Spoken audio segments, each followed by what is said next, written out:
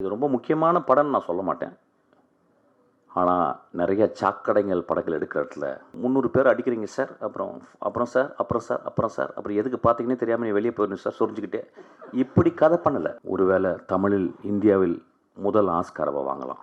எனக்கு தெரிஞ்ச தமிழ் சினிமாவில், இந்தியன் சினிமாவில் ஒரு பெண்ணினுடைய முகத்தை இத்தனை ஆங்கிளில் இவ்வளவு அழகாக எந்த படமும் காட்டலன்னு நினைக்கிறேன். எல்லா தோக்குற படங்களும் என் ஆஃபீஸ்க்குள்ள ஒரு அசிஸ்டன்ட் டைரக்டர் வந்தான்னா.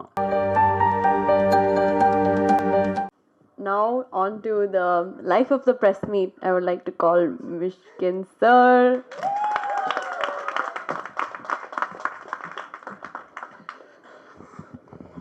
Vetri, you should let me after finishing my thing. I should go and sleep.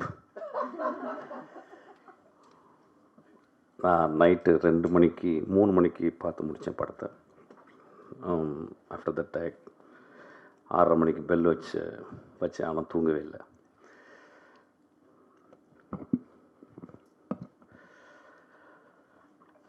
இரண்டாம் உலகப் போரில் ஃப்ரான்ஸில் நாஜி படைகள் வந்து ஆக்கிரமிச்சிருந்துச்சு. அப்போ ஒரு நாசி ஆஃபீஸர், ஜெர்மன் ஆஃபீஸர், அவர் வந்து பிக்காசோனுடைய வீட்டுக்கு போகிறாரு. அந்த வீட்டில் அப்போ தான் வரைஞ்சி முடிச்சிருந்த ஒரு பெரிய பெயிண்டிங். அந்த பெயிண்டிங் பேர் குவர்னிகா. அதை அந்த நாசி ஆஃபீஸர் பார்த்துட்டு, இவ்வளவு மோசமான பெயிண்டிங்கை நீங்களா வரைஞ்சிங்க அப்படின்னு பிக்காசோ அவர் கேட்குறாரு. பிக்காசோ சொல்கிறாரு, இல்லை நீங்கள் தான் வரைஞ்சிங்க அப்படின்னாரு. குவர்னிகா போரை, போரின் இழிவை, போரின் தேவையற்ற தன்மையை, உலகத்தில் குவர்னிகா மாதிரி இது வரைக்கும் எந்த ஒரு கலைப்படைப்பும் விமர்சனம் செய்யவில்லை.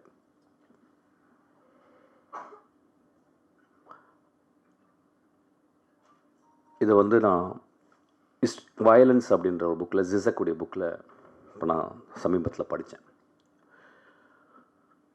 இந்த மேடையில் என்ன பேச வர போகிறேன் அப்படின்னு வழக்கம் போல் நான் என்ன பேச போகிறேன் எனக்கு தெரியல. It is going to be whatever comes, it's going to be again a performance. But it will be a very, very calm performance, not a very agitated performance. ஒரு கலைப்படைப்பு சமூகத்திலிருந்து தான் உருவாகுது. ஆனால் நம்ம சமூகம் கலைப்படைப்புகளை பார்த்து இந்த படைப்பு சமூகத்தை கெடுக்குது அப்படின்றாங்க. ரெண்டுமே நடக்குது. ஒரு மோசமான கலைப்படைப்பு சமூகத்தை கெடுக்குது. ஒரு நல்ல படைப்பு சமூகத்தை சிந்திக்க வைக்குது. ஒரு சினிமாவுடைய maximum impact, it can stop people for few seconds to think about life. நம்ம லைஃப்பில் நம்ம வந்து we are very busy always and we are terribly bored. We are terribly bored, that's why we are very busy. We are running, ஓடிக்கிட்டே இருக்கோம். அப்போ ஒரு தியேட்டருக்குள்ள ஒரு 2.5 மணி நேரம் போய் உட்காந்து ஒரு படத்தை பார்க்கும்போது, அந்த படம் பார்க்கும்போது நம்மளுடைய சித்தாந்தங்கள், நம்மளுடைய ஐடியாலஜிக்கல், நம்மளுக்கு பிடித்தவை, நம்ம சின்ன வயசுலேருந்து வளர்ந்த நம்மளுக்கு அப்பா அம்மா, இந்த சமூகம், மதம், ஜாதிகள் சொன்ன இந்த சித்தாந்தங்களை அந்த கலைப்படைப்பு கேள்வி கேட்கும்போது, எதிர்க்கும்பொழுது நம்மளுக்கு பெரிய கோபம் வருது. இந்த கோபம் நியாயமுமானது தான். இந்த கோபம் நியாயமானது. ஆனால் நம்ம நல்லா புரிஞ்சுக்கணும், அந்த கலைப்படைப்பை எடுக்கிற அந்த மனிதன் எப்படியாப்பட்ட படைப்பை எடுத்திருக்கான் பாருங்கள். இந்த 100 வருஷத்தினுடைய தமிழ் சினிமாவை நீங்கள் ஒத்து பார்த்தீங்கன்னா, ஒரு சல்லடையில் போட்டு சலித்து பார்த்தீங்கன்னா எத்தனை படங்கள் தேரும். எவ்வளவு கோடிகள் ஒழுக்கமில்லாத படங்களுக்கு நம்ம வந்து கொட்டியிருக்கோம். எத்தனை மோசமான படங்களை நம்ம பார்த்து கைத்தட்டியிருக்கோம், விசில் அடிச்சிருக்கோம். அப்போ நம்ம மனசுக்குள்ளே கொஞ்சம் தர்மத்தோடு பேசணும்னு விமர்சனம் செய்வதற்கு எல்லோருக்கும் உரிமை உண்டு. ஒரு சொசைட்டி இல்லை எவ்வளவு விமர்சனம் இருக்கோ அந்த அளவுக்கு சொசைட்டி ஹஸ் காட் அ ஃப்ரீடம்னு புரிஞ்சுக்கணும். ஆனால் அந்த விமர்சனம் ரொம்ப ஷார்ப்பாக இருக்கலாம், கிள்ளலாம், சின்ன பின்னில் குத்தலாம், ஒரு சின்ன துளி ரத்தமும் வரலாம். ஆனால் அந்த விமர்சனம் கழுத்தை துண்டிக்கக்கூடாது. அதுவும் ஒரு கலைஞனுடைய கழுத்தை துண்டிக்கக்கூடாது. இந்த படத்தை பற்றி நிறைய விமர்சனங்கள், சென்சாரில் பெரிய போராட்டம், அந்த படத்திலே தெரியும். There are many places it is choppy. I could see that it was chopped. அதை சென்சார் பண்ணுறதுக்கு உரிமை இருக்குது. அந்த சென்சாரில் இருந்த மனிதர்கள் அதை பண்ணுறதுக்கு உரிமை இருக்குது. அப்படியே அந்த படம், அந்த கலைப்படைப்பு கொஞ்சம் தப்பிச்சிருச்சு. நான் கலைப்படைப்புன்னு நீங்கள் என்ன சொல்லணுன்னா, நான் வருஷா பண்ணது மட்டும் கலைப்படைப்புன்னு சொல்ல, எல்லா படங்களும் சொல்கிறேன். எல்லா தோக்குற படங்களும். என் ஆஃபீஸ்க்குள்ள ஒரு அசிஸ்டன்ட் டைரக்டர் வந்தான்னா, என்னப்பா அப்படின்னா, நான் அசிஸ்டன்ட் டைரக்டர் ஆகணும்னு சொல்லும்போது எனக்கு அவன் மேலே ரொம்ப மரியாதை வந்துடும்.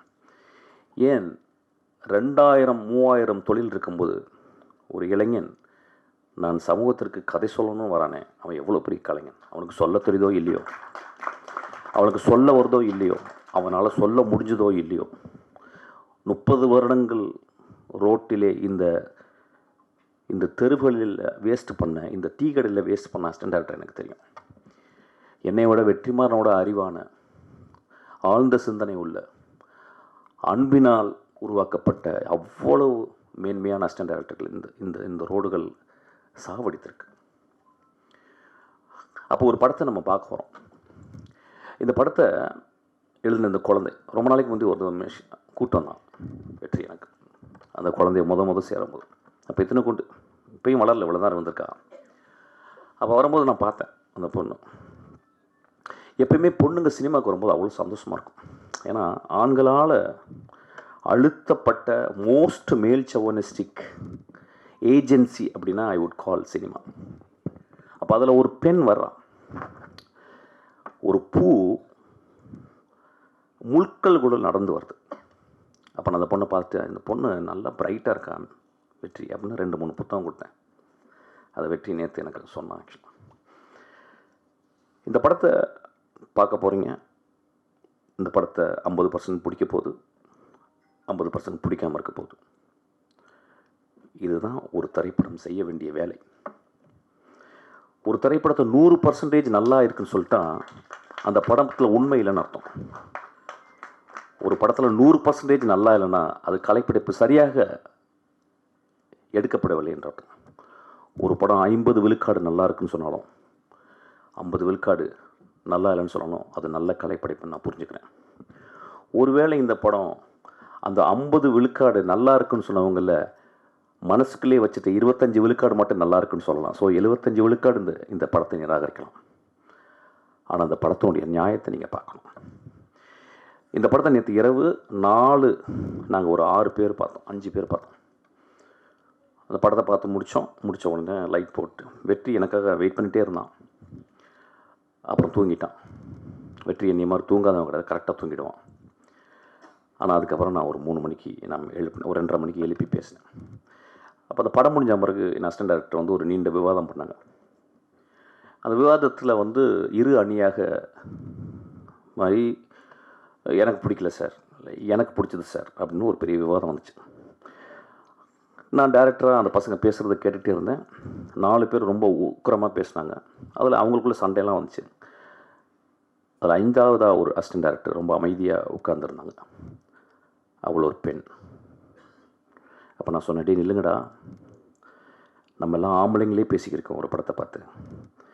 இது பெண் வாழ்க்கையை பற்றி, பெண்ணுடைய அந்தரங்கங்களை பற்றி, பெண்ணுடைய ஆசையை பற்றி எடுத்திருக்கா. ஆம்பளைங்களுக்கு புரியாதரா, அந்த பெண்கிட்ட கேட்கலாம் அப்படின்னு. அந்த பெண் சொன்னான், எனக்கு பிடிச்சிருக்கு சார்.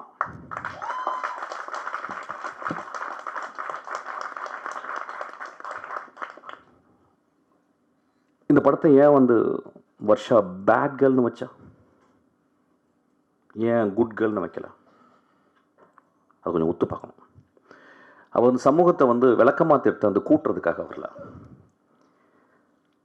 விளக்கமாத்தால அடிக்காதீங்கன்னு சொல்கிறதுக்காக வந்திருக்கான். ஏன் அவள் வந்து குட் கேர்ள்னு வைக்கல, பேட் கேர்ள்னு வச்சானா அந்த அந்த கதாசிரியன், அந்த குழந்தைக்குள்ள கதாசிரியன், அந்த குழந்தைக்குள்ள வாழ்க்கை அனுபவம், அந்த குழந்தை சந்தித்த மோசமான தருணங்கள், இதெல்லாம் ஒரு பெண்ணை எப்படி பண்ணுது அப்படின்றதுக்கு ரொம்ப மனசில் வந்து ஆழமாக எனக்கு தெரியும். ஒரு படத்துக்கு டைட்டில் வைக்கிறதுக்கு 6 மாதம் ஆகுது, எனக்கும் வெற்றிக்கலாம். ஆனால் ஒரு பெண் வந்து நான் ஒரு பேர்ட் கேர்ள்னு சமூகத்தில் சொல்லியிருக்கேன். என்னை பேர்ட் கேர்ள் நீங்கள் சொல்கிறீங்களே, நீங்கள் கொஞ்சம் ஒத்து பாருங்கள், என்னை கொஞ்சம் ஒத்து பாருங்கள், என் வாழ்க்கையை ஒத்து பாருங்கள். உங்களுக்கு 30 நாட்கள் ஓடி போகுது, என் 30 நாட்கள் உங்களை மாதிரியா ஓடுது? எத்தனை நாட்கள் என்னை வீட்டுக்குள் அடக்கி கிடைக்கிறீர்கள்? எத்தனை நாட்கள் என் பூஜை அறைக்குள் வரவிடாமல் என்னை அழைக்கிறீர்கள்? எத்தனை நாட்கள் நான் வாய் பேசக்கூடாது என்று சொல்கிறீர்கள்? எத்தனை நாட்கள் நான் வேகமாக நடக்கக்கூடாது என்று சொல்வீர்கள்? அப்படின்னு ஒரு கேள்வி கேட்டிருக்கேன். இந்த கேள்வி ஒரு பெரிய கலைப்படைப்பின் அல்லது ஒரு பெரிய தர்மத்தில் இருந்து எழுந்த கேள்வி அல்ல. ரொம்ப சிம்பிளான கேள்வி, ரொம்ப எளிமையான கேள்வி. எனக்கு நல்லா ஞாபகம் இருக்குது. 17 வயசு, ரொம்ப கஷ்டப்பட்டு என் ஃப்ரெண்ட்ஸ்கிட்ட வந்து 3 சரோஜதேவி புக், செக்ஸ் புக் வாங்கிட்டு வந்தேன். ரொம்ப கஷ்டம், அது கிடைக்கிறது ரொம்ப கஷ்டம். அது பெரிய அண்ணாங்கள்லாம் சொல்லி அப்படி இப்படி, ஏன்னா ஒரு புக்கு படிக்கணும்னா 3 புக் வாங்கிட்டு வந்து அதை வந்து ஒழிச்சு வச்சு கிட்டத்தட்ட 1 மாதம் எங்கள் அம்மா என் வீட்டை விட்டு வெளியே போகிறதுக்கு வெயிட் பண்ணிகிட்டே இருக்கேன். எங்கள் அம்மா மார்க்கெட் போயிட்டு வருவாங்க, ஆனால் அது எடுக்க போவோம், ஆனால் பயம் இருக்கும். ஒரு வேகமாக அந்த படங்களை மட்டும் பார்க்குறது, பிளாக் அண்ட் ஒயிட் படங்களை. அதை பார்த்துட்டு வந்து அம்மா வந்துருவாங்களோன்ற பயத்தை நான் வந்து திரும்பி ஒழிச்சு வச்சுருவேன். ஒரு நாள் எங்கள் அம்மா, நான் வரக்கு ஒரு 2 ஹவர் ஆகும்டா, நான் மார்க்கெட்டு போயிட்டு ஒருத்தங்க பார்த்துட்டு வந்தான்னு சொன்னாங்க. எங்கள் அம்மா பொண்ணு கதவை சாத்திட்டு அந்த 3 புத்தகங்களையும் படித்துக்கிருக்கேன். செக்ஸ் புக் படிக்கிறேன். 17 வயசு பையனுடைய கேள்வி, 17 வயசு பையனுடைய காமம், 17 வயசு பையனுடைய வாழ்க்கையை புரிந்து கொள்ள வேண்டும் என்ற வருது. 17 வயசு பையனுடைய கீழ்மைன்னு சொல்லலாம். அப்போ படிச்சுக்கிட்டே இருக்கும்போது யாரோ கதவை தட்டிட்டாங்க. நான் யாருன்னு கேட்டேன். எங்கள் அம்மா. என்னென்னா, பர்ஸ்லேருந்து காசு எடுத்து போக மறந்துட்டேன். நான் உடனே அந்த புத்தகம் என்ன பண்ணுன்னு தெரில. எங்கள் வீடு பெரிய வீடு, ரொம்ப வறுமையான வீடு, சின்ன வீடு, ஒரு ரூம் தான். அப்போ ஒரு டேபிள் இருந்துச்சு, டேபிள் மேலே ஒரு டைனோரா டிவி இருந்துச்சு. அந்த டேபிளுக்கு அந்த பக்கம் கேப்பில் அந்த 3 புத்தகங்களை போட்டு வட்டேன். உடம்பெல்லாம் வேர்த்துருச்சு. எங்கள் அம்மா திறந்து பார்த்து, என்னடாச்சு? இல்லைம்மா, எனக்கு ஒரு மாதிரி ஜுரம் அடிக்கிற மாதிரி இருக்கும். வெளியே ஓடிட்டேன். வெளியே ஓடி ஒரு 3 மணி நேரம் கிரிக்கெட் விளையாட போயிட்டேன். பக்கத்தில் உட்லண்ட்ஸு, அந்த பழைய உட்லண்ட்ஸ், அங்கே கிரிக்கெட் விளையாட போயிட்டு சாயங்காலம் ஒரு 6 மணிக்கு வரேன். வந்தால் எங்கள் அம்மா வெளியே ஏதோ கூட்டிக்கிட்டு இருக்காங்க. நான் உள்ளே போகிறேன். பார்த்தா எனக்கு பெரிய ஷாக்கு. அந்த 3 புத்தகம் ஏதோ கூட்டிருக்காங்க போல். உள்ளே போய் பார்த்தா அந்த 3 புத்தகம் இருக்குது. அதை எடுத்து எங்கள் அம்மா அந்த டேபிளில் வச்சு அது மேலே ஒரு சின்ன பேப்பர் வெயிட் வச்சுருந்தாங்க. எங்கள் அம்மாவை நான் பெரிய கடவுளாக பார்த்து தரணும். நண்பர்களே, இப்போ நான் ஒரு சின்ன சுச்சுவேஷனை மாற்றுறேன். அந்த 17 வயது இன்றைக்கி உங்கள் முன்னால் பேசிக்கிருக்கேன். இந்த பையன் ஒரு பெண்ணாக இருந்தால் என்ன இருக்கும் யோசிச்சு பாருங்க. அப்போ எனக்கு ஒரு சுதந்திரம், ஒரு பெண்ணுக்கு சுதந்திரம் கொடுப்போமா? எங்கள் அம்மா அநேகமாக அவளை விளக்கமாத்தால் அடித்திருப்பாள் என்று நினைக்கிறேன். காமம் ஆண்களுக்கு மட்டும் சொந்தமா? ஏன் கடவுள் ஆண்களுக்கு குழந்தை பெக்கக்கூடிய தகுதியை கொடுக்காமல் 10 மாதம் சுமக்கும் கற்பையை பெண்களுக்கு கொடுத்துருக்கான்? நம்மளோட ஒரு படங்கு மேலே தான் அவங்க. நம்மளோட ஒரு படங்கு இயற்கை அவங்கள ரொம்ப மதிக்குது. நம்மளோட அவங்க வரம் பெற்றவர்கள் பெண்கள். இந்த படத்தை நான் ரொம்ப எக்ஸ்ட்ராடினரியான படைப்புன்னு திருப்பி சொல்ல மாட்டேன். There are great moments are there. First of நீங்கள் பார்த்தீங்கன்னா இந்த படத்தினுடைய பிளானை பாருங்கள். ஒரு சின்ன குழந்தை, அந்த குழந்தை ஆனால் 3 பருவத்தை சொல்வதற்காக 3 கேமராமேனை தேர்ந்தெடுத்திருக்கான். அவன் எவ்வளோ பெரிய ஒருத்தர், அதுக்காக ஒரு கிளாப் அடிப்பான் அவனுக்கு. அவள் எவ்வளோ சீரியஸாக இயங்குறா பாருங்க. She would have very easily asked for some great cameraman like P.C. Sriram or somebody else. They would have come for grassroots. They would have come. They would have readily accepted even for a peanut of money. அவள் ஏன் எனக்கு 3 இதையும் வேறு வேறு பெர்ஸ்பெக்டிவில் பண்ணணும். C இந்த உலகமே perspective கிடைக்க மாட்டேங்குது இந்த உலகத்துக்கு. அப்போ பாருங்க, அவள் இன்னும் 30-40 வருடம் ஒரு மிகச்சிறந்த இந்தியாவின் மிகச்சிறந்த டைரக்டர் ஆக போகிறதுக்கு இங்கே விதைய ஆரம்பிக்குது. அவள் 3 பெர்ஸ்பெக்டிவ்களை பார்க்குறான். அதுக்கப்புறம் தெரிஞ்ச ஒரு ஹீரோயினை யாரோ கூட்டியாந்து அது பண்ணல, யாரோ ஒரு தெரியாத ஒரு பொண்ணு இவர் தேடுறான். இந்த வாழ்க்கையில் வருஷம் இருக்கா அந்த படத்தில் நடித்த அந்த கதாநாயகனுக்கும் அந்த வாழ்க்கை இருக்குது. இங்கே இருக்க எல்லா பெண்களும் அந்த வாழ்க்கை இருக்குது. இந்த மாதிரி ஒரு விழாவை நான் பார்த்ததே இல்லை. முழுக்க முழுக்க ஆண்களால் ஆக்கிரமிக்கப்படும் ஒரு விழா இன்று முழுக்க பெண்களால் இருக்கு. முழுக்க ஆண் தன்மையால் டாமினேட் செய்யப்படும் ஒரு மேடை இன்று முழுக்க பெண் தன்மையாக உள்ள வெற்றிமாறன். எனக்கு தெரியும், வெற்றிமாறன் பார்க்கல பயங்கரமா என்ன ராஜா அப்படிலாம் சொல்லுவான். அவனை மாதிரி ஒரு கிரியேட்டர்னா யார் தெரியுமா? பெண் தன்மை மனசுக்குள்ளே இருக்கணும், உடம்புல இருக்கணும். அதனால தான் ஏஆர் ரஹ்மான், இளையராஜாவும் பெண் தன்மை ஜாஸ்தியாக இருக்கும். கிரேட் அவங்க தான். எனக்கு வெற்றிமாறனுடைய ரொம்ப நெருங்கி எனக்கு தெரியும். நான் அவ்வளோ பக்கத்தில் அவனை அப்படியே ஒத்து பார்த்துருக்கேன். வெற்றிமாறன் இன்னைக்கு இவ்வளோ உயரம் வந்திருக்காருன்னா படித்து சினிமாவை சிந்திச்சு தான் வந்திருக்கான். அந்த பட்டறையில் இன்னைக்கு ஒரு கத்தி வந்திருக்கு, ஒரு முள் வந்திருக்கு, ஒரு பூ வந்திருக்கு. முள்ளு குத்தணும். கத்தி ஆப்பிள்களை வெட்டுறதுக்கு தேவைதான், ஆனால் பூவை நம்ம கசிக்கக்கூடாது.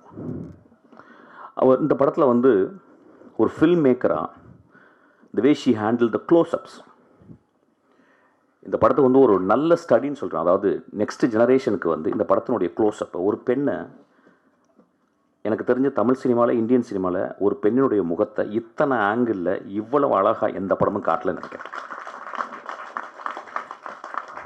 மணி சார் ஒரு பேட்டியில் சொல்லியிருக்காரு, there are very very few directors who knows how to compose close-ups அப்படின்ட்டு. I think she is one of the director.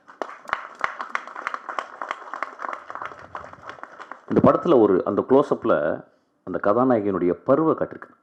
அது வெரி சிம்பாலிக். அந்த பரு எவ்வளோ ஒரு எவ்வளோ இரிட்டேட்டிங்காக இருக்க ஒரு விஷயம். ஆனால் பரு இல்லாத வாழ்க்கை இருக்கா? பரு இல்லாமல் ஒரு பெண் பருவம் அடைய முடியுமா? அப்போ வாழ்க்கையில் நமக்குள்ளே இருக்குது. ஒட்டடை குச்சிகள் இல்லாத வீடு முழுமையாகுமா? ஒட்டடை குச்சிகள் இல்லாத வீடு முழுமையாகுமா? வீட்டுக்குள் எப்பொழுதுமே ஒட்டடைகள் செய்வோம். என் மகளுக்கு ப்ராப்ளம் வந்திருக்கு. இன்றைக்கி அவள் ப்ராப்ளம் இல்லாமல் இருக்கா, 26 வருஷம் 25 வயசில். இன்றைக்கி என் மகளை பார்த்தா அப்படியே எதை பற்றியும் நான் கேட்குறதில்ல. ஆனால் அவளுக்கு 13 வயது பருவம் அடைந்ததில் அவளுக்கு நிறைய ப்ராப்ளம் வந்திருக்கு. நம்ம எல்லாருக்குள்ளேயும் கருணையோடு நம்ம பார்க்கணும். இந்த படத்தை நீங்கள் கருணையோடு பார்க்கணும் நான் கேட்குறேன். வெற்றிமாறன் ரொம்ப சின்சியராக இந்த படத்தை தயாரிச்சிருக்கான். அவன் நினச்சிருந்தா யாரோ ஒரு பெரிய டேரக்டர் கூப்பிட்டு நான் இவ்வளோ காசு போடுறேன், எனக்கு இவ்வளோ சம்பாதிச்சு கொடுக்குற மாதிரி ஒரு படம் எடுத்து கொடுக்குறேன்னு சொல்லலை. எனக்கு காசு வேணாண்டி வருஷம், உன் இதயத்துலேருந்து ஒன்று எடுத்திருக்க, அதுக்காக அதை வச்சுக்கடி, நான் கஷ்டப்பட்டு சம்பாதிச்ச பணத்தை கொடுத்துருக்கான், அதுக்காக அவனுக்கு கொடுக்குறேன்.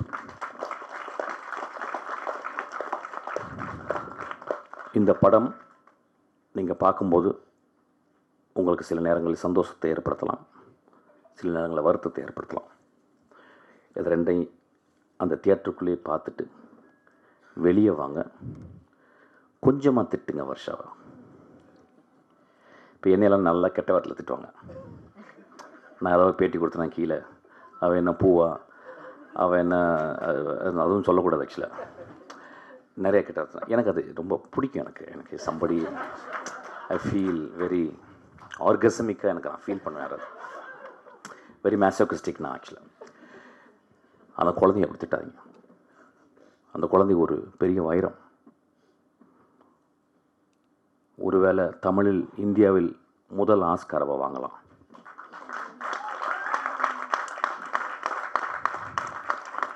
ஒருவேளை அவருடைய அடுத்த படங்கள் நேஷனல் அவார்டு வாங்கலாம், வெற்றிமாறன் போல. அவன் ஏன் இந்த படத்தை சொல்லலான்னு நீங்கள் பார்க்கணும். ஏன் சொல்கிறான் அவன்? ஏன் சார் ஓப்பன் பண்ணால் ஒருத்தர் வரீங்க சார், அப்படியே ஆடுறீங்க சார், விசில் அடிக்கிறீங்க சார், ஒரு 2 பொண்ணு உங்களை லவ் பண்ணுது சார், ஒரு அம்மா சென்டிமெண்ட் சார், அதுக்கப்புறம் மிஷ்கின் சார் படத்துலேருந்து வர மாதிரி ஒரு குத்துப்பாட்டு சார், அதுக்கப்புறம் ஒரு ஒரு 300 பேர் அடிக்கிறீங்க சார், அப்புறம் சார் அப்புறம் எதுக்கு பார்த்தீங்கன்னே தெரியாமல் நீ வெளியே போயிடணும் சார் சொரிஞ்சுக்கிட்டே. இப்படி கதை பண்ணலை. அவள் என்ன பண்ணுறான், என்ன முதல் கதை இருக்குல்ல, முதல் கதை முதல் குழந்தை மாதிரி. அது சில நேரம் மோஸ்ட் ஆஃப் த டைம்ஸ் சவள குழந்தைங்கள தான் வரும். ஆனால் அந்த குழந்தைய ரொம்ப பத்திரமாக, முதல் குழந்தை எந்த குழந்தை பெக்கணும்னு எடுத்து பெற்றிருக்கான் அந்த தாய். அந்த படம் ரிஸ்க்கு தான். அவள் தான் பெருந்தாய். ஏன்னா அவள் சமூகத்தை ஏமாற்ற வரல. சமூகத்தில் அப்படி சுரண்டி கொடுத்து, அப்படி வருடி கொடுத்து, அப்படியே எண்ணெயை அப்படியே இறகுல தொட்டு வருடி கொடுத்து நான் படத்தை ஹிட் பண்ணி, நான் அடுத்தது இதில் 25 லட்சம், அதில் 40 லட்சம், அடுத்தது 2 கோடி ரூபாய் போகணும் அப்படின்னு அவள் என்ன இல்லை. அவள் தன்னை சுருக்கி கொண்டு, ஒரு நத்தை போல் சுருங்கி, தன் வாழ்க்கையை முதல் நாள்லேருந்து 32 வயசு வரைக்கும் என்ன நடந்துச்சு அப்படின்றத ஒரு கேமரா வச்சு எடுத்திருக்கா. அதை அந்த எடிட்டர் அம்மா கட் பண்ணி 1 ஹவர் 55 நிமிஷம் கொடுத்துருக்காங்க உங்களுக்கு. It was her own life, R it was her own dearest friends life. அதை நம்ம ரெஸ்பெக்ட் பண்ணணும், அதை நம்ம புரிஞ்சுக்கணும்.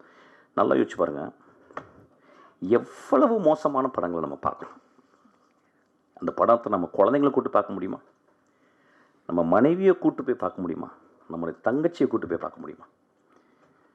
எவ்வளவு விரசமான, எவ்வளவு மோசமான. இந்த படத்திலும் விரசம் இருக்கிறது. அந்த விரசத்தில் விரதம் இருக்கிறது. அந்த விரசத்தில் தெய்வீகத்தன்மை இருக்கிறது. ஒரு குழந்தையினுடைய படத்தை நீங்கள் பாருங்கள். இது ரொம்ப முக்கியமான படம்னு நான் சொல்ல மாட்டேன். ஆனால் நிறைய சாக்கடைகள் படங்கள் எடுக்கிற இடத்துல இது ஒரு சந்தனக்கட்டை.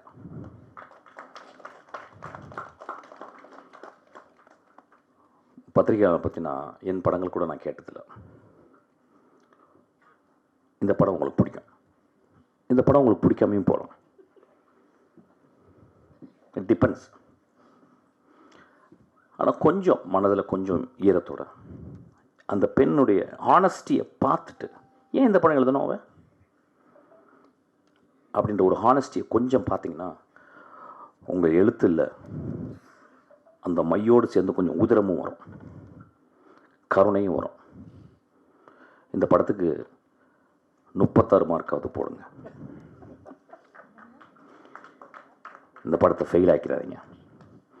இப்போ என் படத்தெல்லாம் ஃபெயில் ஆக்குவாங்க என்னால் உரிமை இருக்கு. ஏன்னா நான் வந்துட்டேன். படத்தை வெற்றிமாறன் படத்தை ஃபெயில் ஆக்கலாம், அவனுக்கு வந்துட்டான். ஆனால் என் குழந்தை, உங்களுடைய மகள் வர்ஷா, அவளை பத்திரமா பார்த்துங்க.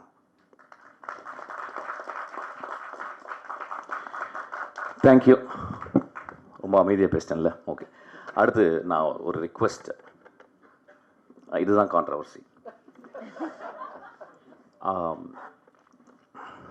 இது வெற்றிக்கு ரொம்ப நாளாக வாடிவாசல் வரணும்னு எதிர்பார்க்குற ஒரு ஆடியன்ஸில் நான் ஒருத்தன். ஏன்னா கிட்டத்தட்ட 60 வருடங்கள் தமிழில் இலக்கியம் என்று கருதப்படுகிற ஒரு பொன்னியின் செல்வனுக்கு 60 வருஷத்துக்கு அப்புறம், 65 வருஷத்துக்கு அப்புறம் மணிரத்னம் சார் அதுக்கு உயிர் கொடுத்தார். உயிர் கொடுத்தாருன்னா அது ஒரு வேறு வெர்ஷன் ஆஃப் ஒரு மீடியத்தில் கொண்டு வந்து அது ஒரு எக்ஸ்ட்ராஆர்டினரி விஷுவலாக ப்ரெசென்ட் பண்ணார். அந்த மாதிரி 60 வருஷமாக என்று தமிழில் கருதப்படுகிற ஒரு கிளாசிக் என்று கருதப்படுகிற ஒரு வாடிவாசல், அது எடுக்கக்கூடிய ஆப்பர்ச்சுனிட்டி வெற்றிமாறனுக்கும் சூர்யாவுக்கும் தானு சாருக்கும் வந்துச்சு. எனக்கு வெற்றிமாறனை பற்றி தெரியும். கடும் உழைப்பாளின்னு சொல்ல மாட்டேன், பெரும் உழைப்பாளி. கிட்டத்தட்ட ஒரு மேட்னஸுடைய உச்சத்தை போயிட்டு அப்படியே தொட்டு தொட்டு நக்கிட்டே வரும் ஒரு பெரிய படைப்பாளி. இஸ் நாட் சும்மா அப்படி இருக்க மாட்டான். எப்போ போனால் நான் என்ன புக்கு கேட்பேன்னா, I will read something about very politically very பொட்டன்ட்டான book. I will never satisfy with romcom, இதெல்லாம் இது பண்ண மாட்டான். ஸோ இந்த படம் வாடிவாசல் ஒரு கிளாசிக் அன்று தமிழில் கருதப்படுகிற ஒரு படம். கிரேட் புக்குன்னு நான் சொல்ல மாட்டேன், ஒரு வார் அண்ட் பீஸ் மாதிரி சொல்ல மாட்டேன். பட் இது தமிழில் வந்த ஒரு கிளாசிக். இந்த வாய்ப்பு இது வந்து வெற்றி கிடைச்சது வந்து நான் ரொம்ப ரொம்ப சந்தோஷப்படுறேன். அப்புறம் இந்த படத்தை வந்து சூர்யா பண்ணும்போது ஒரு பெரும் அழகன் அவன் சூர்யா, ஒரு பெரிய அறிவாளி வெற்றிமாறன், ஒரு அழகனும் அறிவாளியும் சேர்ந்த அந்த படம் எப்படி இருக்கு பாருங்க. அதனால் அந்த படத்தை வரணும்னு நான் ரொம்ப ஆசைப்பட்றேன். ஏதாவது டிஃப்ரென்ஸ் ஆஃப் ஒப்பீனியன் இருக்கலாம். வெற்றிமாறனுடைய மிகச்சிறந்த படமாக வாடிவாசல் அமையும், சூர்யாவின் மிகச்சிறந்த படமாக வாடிவாசல் அமையும். இந்த மேடையில் அவர் சொல்கிறேன், நம்புகிறேன். சீக்கிரம் அந்த படம் ஆரம்பிக்கிறதுக்காக நான் வெற்றியை நான் தாழ்ந்து ரிக்வெஸ்ட் பண்ணி கேட்டுக்கிறேன். Thank you so much. சாரி, தூக்க கழகத்தில் ஒன்றும் பேச முடியல. ஆக்சுவலாக நிறையா மறந்துட்டேன். அந்த ஹீரோயினாக நடித்தவங்க, அவங்க பேர் என்னம்மா? அஞ்சலி.